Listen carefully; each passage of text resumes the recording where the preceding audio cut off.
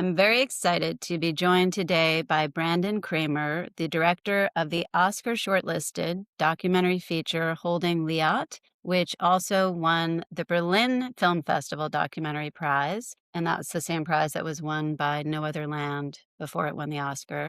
And we've already been talking. I cannot wait to begin this conversation. And Brandon, I would love to ask you to share your own introduction of your film, but also just say that we know there couldn't possibly be a more touchy subject right now than Israel and Palestine, and most people have little understanding of the complexity, which is something that your film gives us on many levels through many layers, characters of different generations and politics. And Ted and I were talking about the film after, and it really conveys to us the power of film to kind of break through stereotypes and misunderstanding and move people. And so maybe if it's not too heavy a load, Ted thought this was a softball. I'm like, Ted, you're asking me to ask him the hardest question first, but it was his idea. So It's we're okay. just We've going to done go we've there. done You 96 said it. screenings of this film, so you're Okay. gonna. All right. So really, can you speak both to how you would describe your film and then why you feel film is such a powerful way to tell a story like the one you're telling? Yeah, so, um, on October 7th, we found out that 2 of our relatives had been taken, and, um, this is, a family that Lance and I are very close with. We met them for the first time visiting Israel over 20 years ago. We were at a bat mitzvah with them 2 months before October 7th. So naturally, our inclination was to text them and reach out and say, how can we help? Not at all thinking that we would make a film. As we reached out to them, Liat's father, we thought those messages would just go into the abyss. They're dealing with a crisis. Yehuda, Liat's father, reached back out to us and said he was getting no response from the Israeli government. He knows that my brother and I are documentary filmmakers that live and work in Washington, D.C. And immediately the US government was very involved because Liat's a dual citizen. So very rapidly, Yehuda and then Liat's sister and one of Liat's sons got on a plane to come to Washington, D.C. to try to advocate for their release.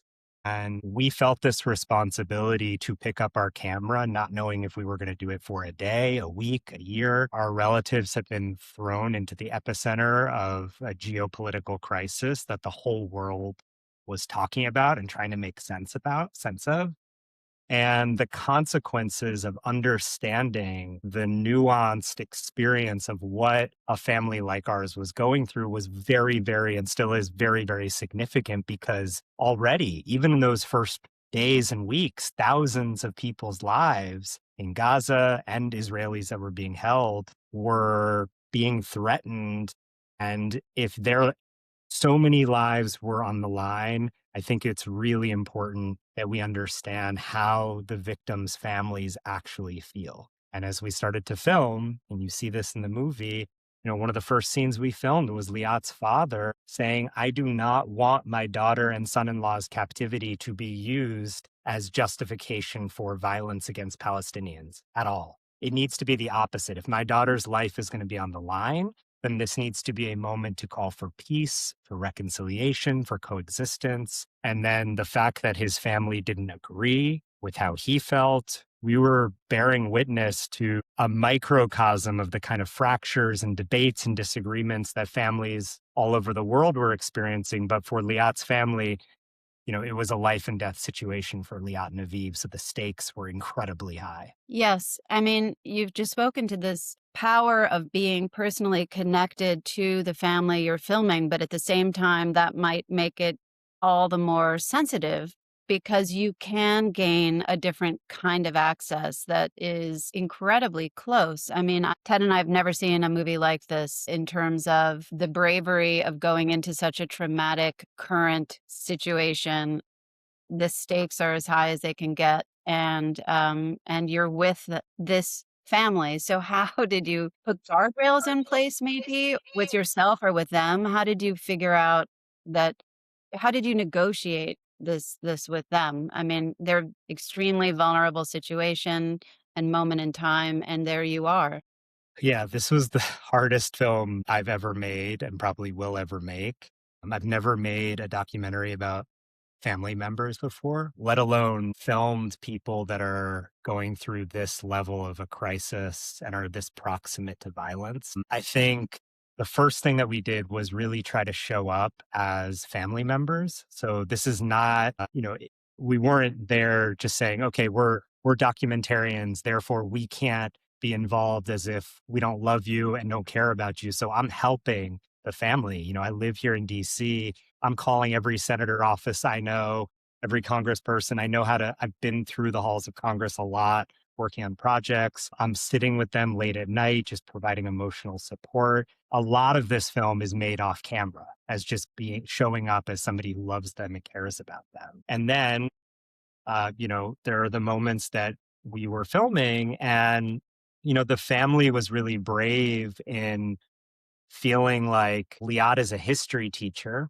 They kept saying Liat is a history teacher and she would want this moment documented. And so the dynamic was constantly us, myself, and Yoni Brook, the cinematographer and producer, being in we're sleeping outside their hotel rooms. So at Yeah. 2 o'clock in the morning, when they get phone calls from the IDF, we can be there to film what it looks like for a father and a mother to get that phone call that's saying that your daughter's not coming home. We're living in the guest room of their kibbutz with them really 24 hours a day. And the dynamic was I had this intimacy with them. So that gave us access to being in these spaces. But I often felt too sensitive about filming these really painful disagreements and moments of tension within the family. But Yoni, the cinematographer and producer, had this I'm not going to say distance. Well, I guess it was distance, like this emotional distance from the family in a way that he would frequently turn to me and say, no, no, no, this is really important that we keep filming. And so I think the sensitivity that I brought to the table as a family member and the more journalistic uh, inclination that Yoni brought to document really difficult moments, not in an exploitative way, but just to really bear witness to what they were going through. That's how we were able to film these really, really tough moments. And then spending a lot of time with each of them, making it clear that there's no antagonist in this film. When you're making a film where the frame of the film is one family, which is the decision we made early on with this movie, we immediately realized we can't tell a story about October 7th or all the hostage families or the Israeli Palestinian conflict. This is a story about my relatives and what they're going through. And once we made that decision, what we realized is the diversity of political perspectives and the diversity of emotional responses to this tragedy in this one family was so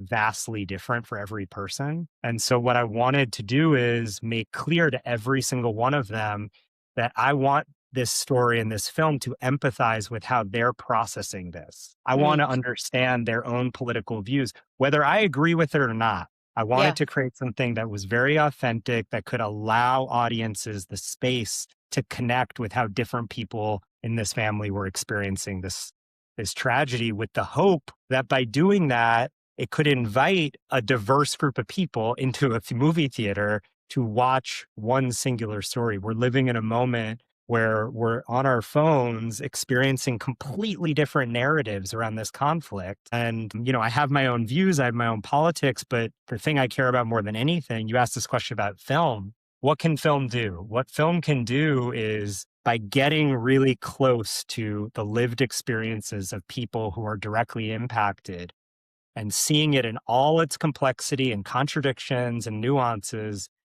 it allows us to get out of these false binaries. It allows us to get out of this very reductive place and actually have to swim through the ways that this experience is affecting different people in different ways. And I think that's Yes. really important. You achieved that. You achieved that so well, and I'm so glad you mentioned the phone calls. I mean, we experience you there in this way that's not at all intrusive, but is very, very present and active. I like the feeling of you racing, like running down the hall with your camera to be there to capture the moments of receiving those phone calls. And again, as you've just described, the different responses of the family members are so key. And you sort of have an exceptional family, I have to say, that they're willing to be so open and authentic on camera is unique and rare. And you capture, for example, the marriage between Yehuda and his wife Chaya,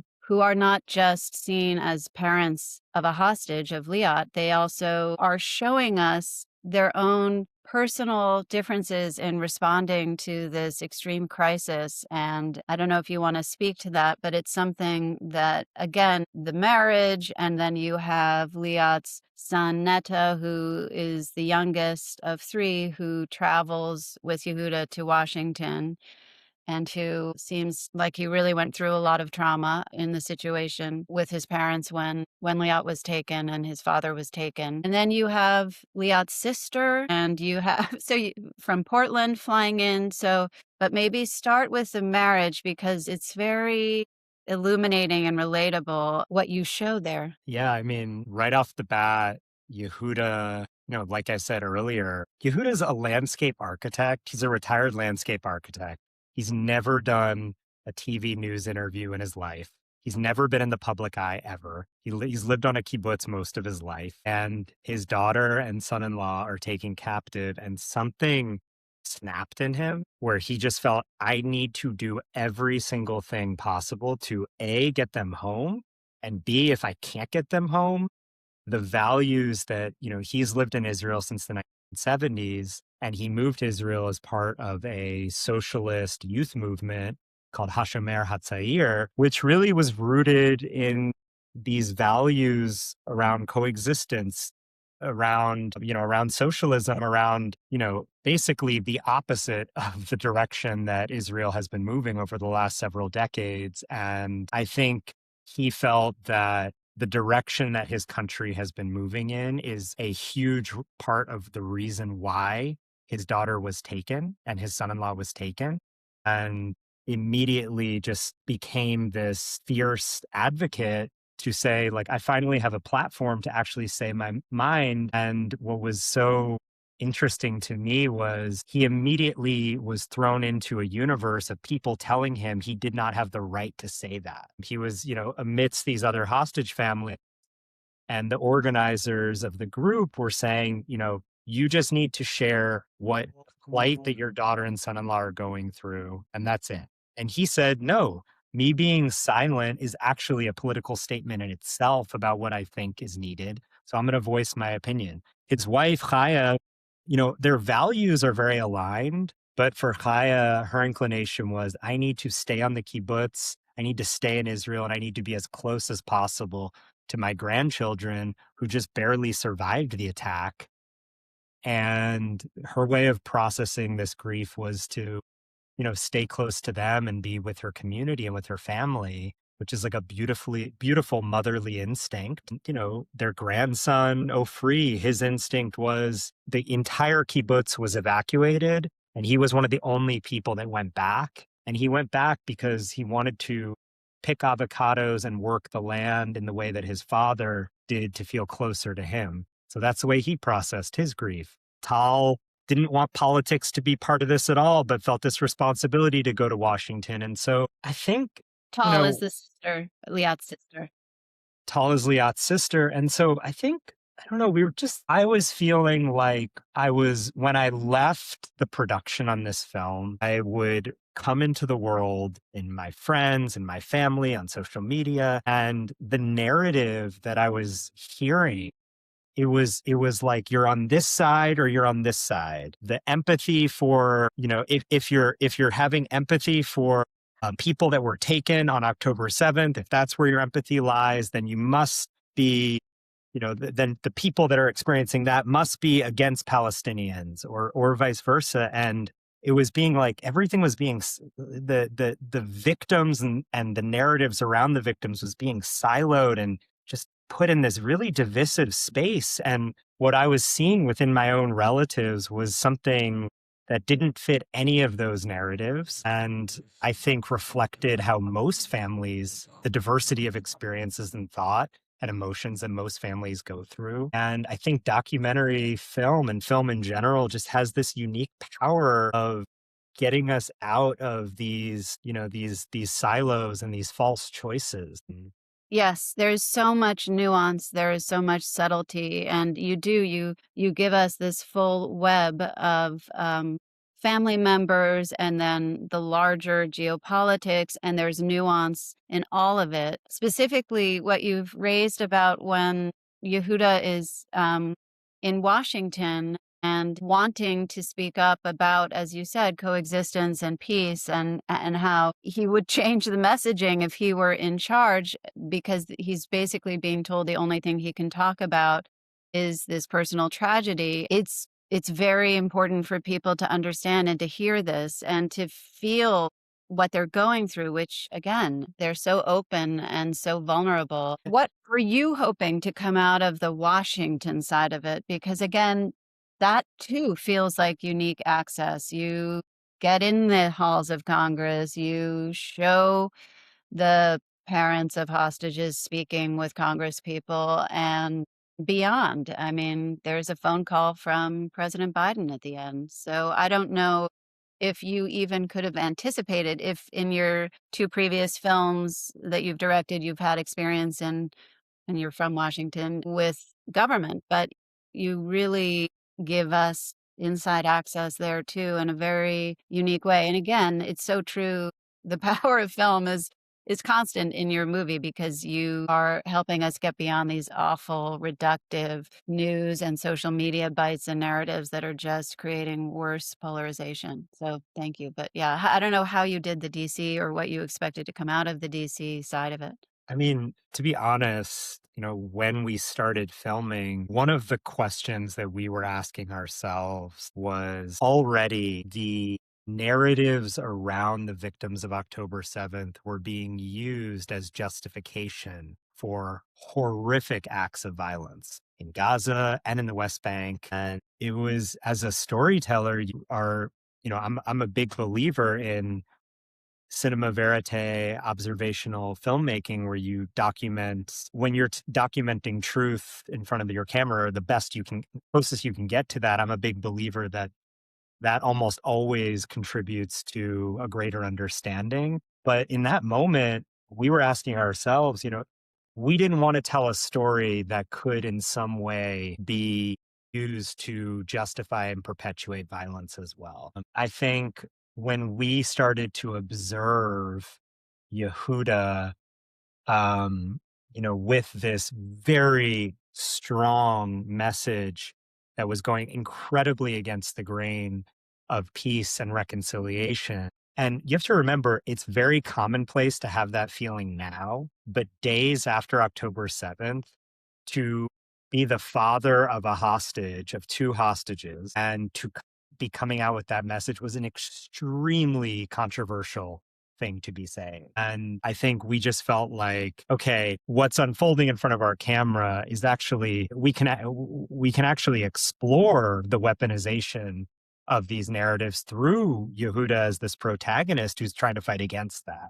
And that was a story just completely absent from the media. As far as how to navigate Washington, this is the third film Lance and I have made that looks at very complex stories behind the scenes of DC. Being artists that live in DC, we've, for better or for worse, kind of learned how to document what it looks like, what the sausage looks like behind the scenes. So, like, for example, we know how to film with elected officials because we know you're going to get blocked.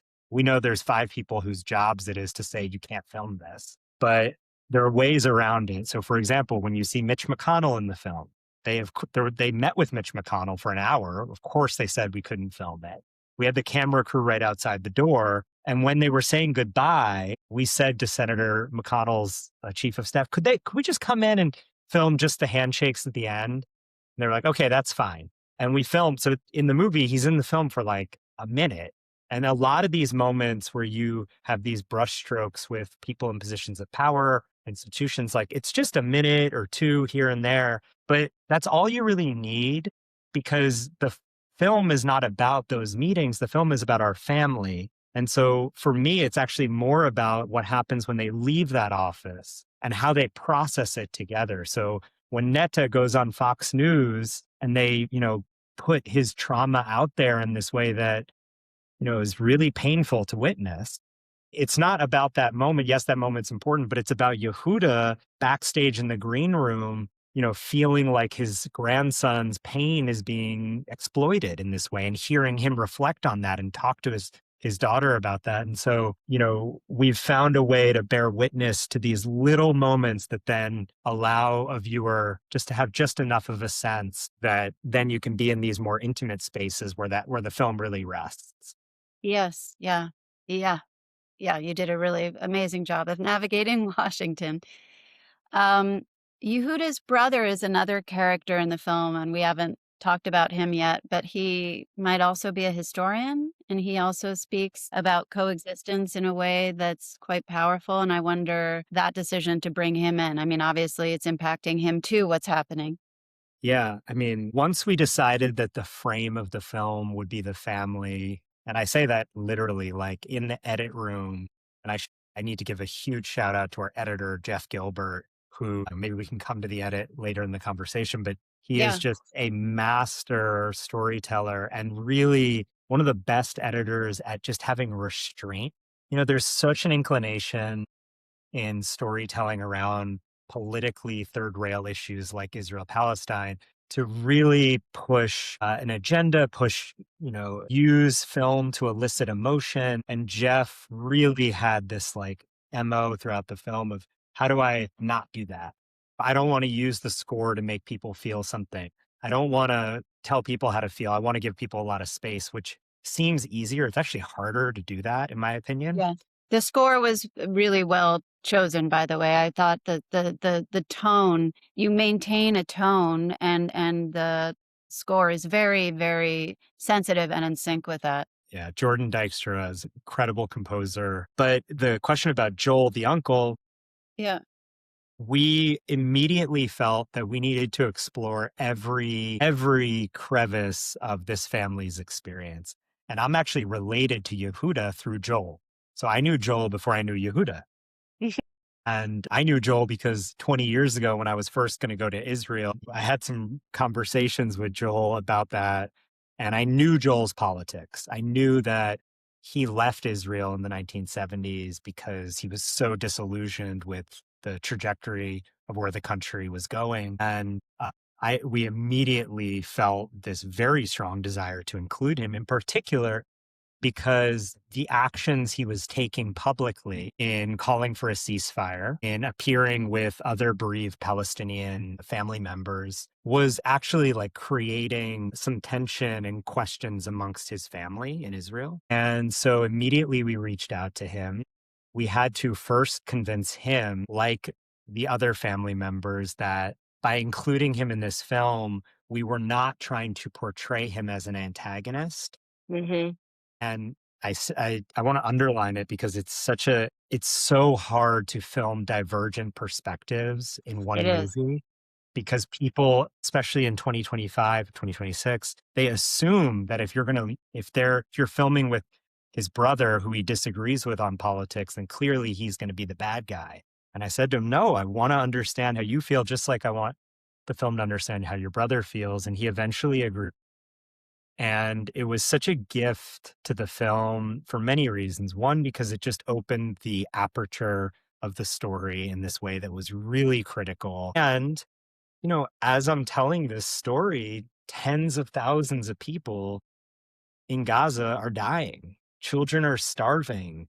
People are being forcibly displaced from their homes in the West Bank and being murdered there as well. And so I have this deep empathy for what our relatives were going through and the other hostage families are going through. And you see the pain that they're going through in this film. But naturally, the frame of the film, you have certain limitations in being able to see on the other side of the fence. And Joel, even though Yehuda had these values around coexistence and peace and didn't want their pain to be weaponized in this way. Joel just really brought to the surface this whole other layer. And we were able to film a lecture he was giving about the Nakba and really hear his take on the history of the kibbutzim and the destruction of Palestinian society. And it just really introduced some context that's, I think, critical to any legitimate debate and discussion around this conflict. Yes, it absolutely is. You've now mentioned the other side of the fence and your ending of your film. Again, how you achieved any of this in the edit. It's such a masterful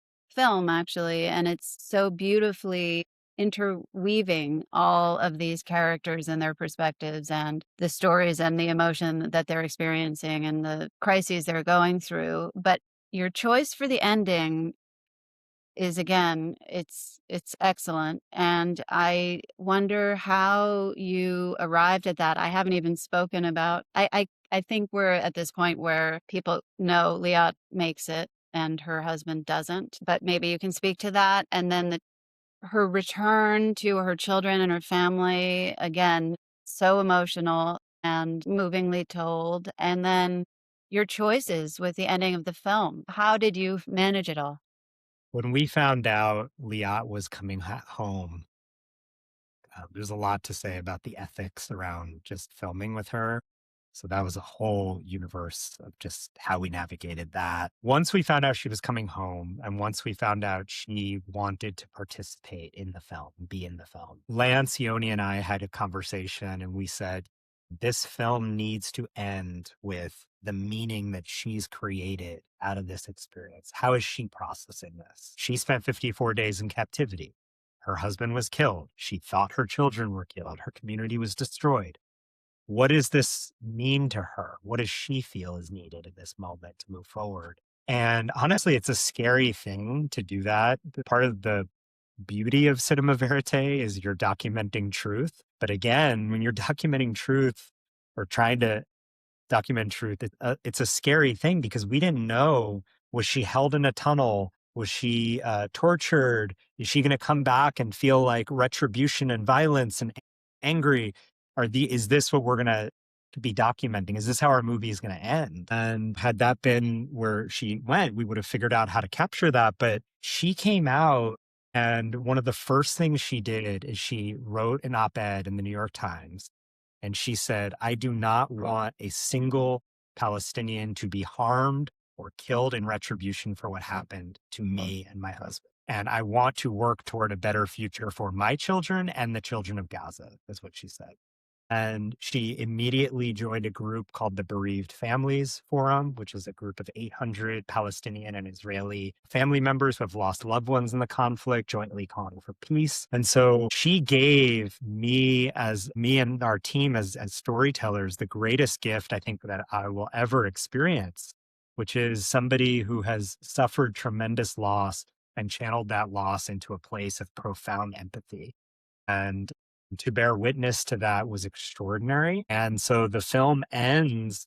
I was less interested in what she was doing with her life logistically.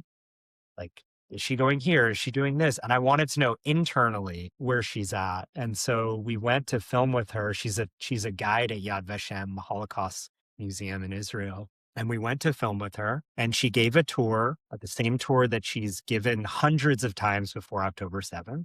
And part of the tour is speaking about a poem that is written by a Polish poet about the indifference that Polish and German people felt to the suffering of Jews inside the Warsaw Ghetto. And then we sat with her outside and we did an interview with her, and she reflected about how that poem has taken on a new meaning for her. And she reflected the indifference that she felt and her community felt toward the suffering of Palestinians on the other side of the fence. And to film somebody who's processed their own trauma to a place of empathy and also filter that through the lens of history and the lens of a history that is as sensitive and deep as the ghettos and as the Holocaust. It was a statement on humanity that just had to be the ending of the film. There was no choice for me. I think that's a beautiful place to end this conversation, actually.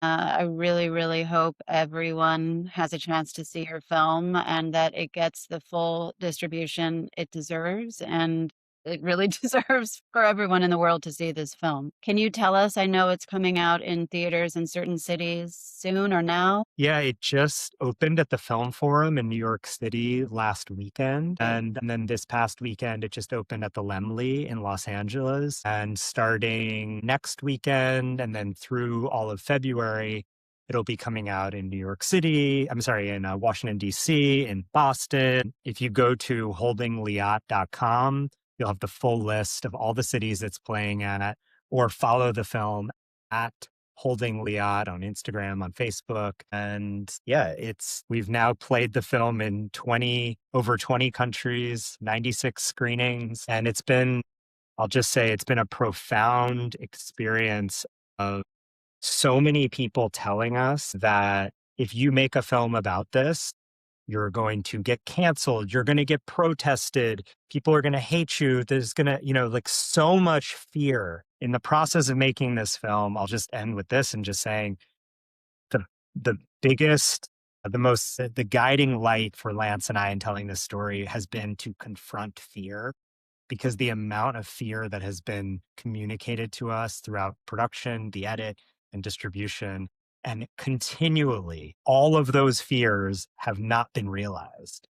People are sitting in the audience who feel differently, different political backgrounds. I know because they come up to me and they tell me, I loved that character. I didn't like that character. I empathize with this person. I didn't. And so it is possible to create art around this conflict. It is possible for people who feel differently around this conflict to sit in the same space. And it is possible to have conversations across lines of difference, which I think is absolutely needed for us to get out of these cycles of violence. Yes, I could not agree more. And I am so, so grateful that you pushed through all the fear and that you are showing us how to relate and connect through this deep, deep understanding and empathy through a highly nuanced, moving, powerful story. Your movie, Holding Liat, really is a must see. Thank you, Brandon. Thank you so much, Vanessa.